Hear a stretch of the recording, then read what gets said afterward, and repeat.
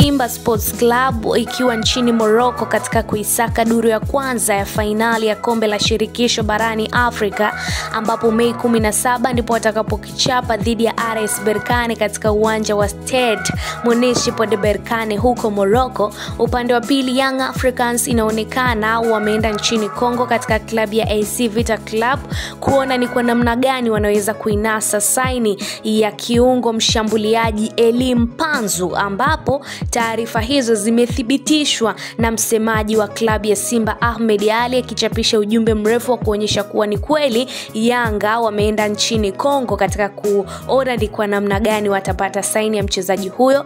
Sasa Elie Mpanzu mwenyewe kwa taarifa zake ni kuwa ni kweli klabu ya Young Africans ndio ilimfuata ya kwanza katika kutaka saini yake kabla ya kusaini Simba, lakini kutokana na ukaribu wake aliyokuwepo nao na mwenyekiti wa bodi ya Simba kwa wakati huo ambaye ni Salim Try Again, yeye aliamua kujiunga na klabu ya Simba kwa miaka 2 mkataba huo, na ameweka wazi kuwa kama ikitokea ameondoka Simba basi ni either akacheza Ulaya au timu yoyote ya nje ya nchi, lakini sio Yanga wala timu yoyote kutoka Tanzania.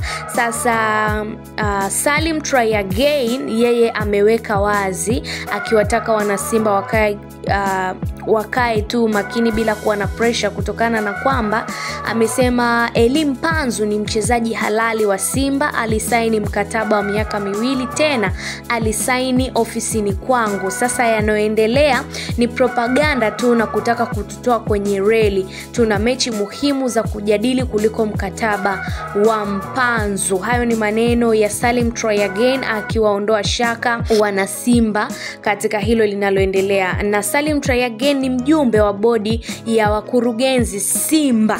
Hayo ndiyo ambayo aliyazungumza mjumbe wa bodi ya wakurugenzi ya Simba Salim Try Again, akitaka wana Simba kukaa kwa kutulia kwenye sakata hili la Elie Mpanzu ambapo Yanga wao wameamua kuliingilia kati. Hii ilikuwa ni Bongo Info. Usisahau kusubscribe, kulike na kushare ili wa kwanza kupata content zetu pale ambapo sisi tunaziachia. Mimi naitwa Bessie Benny.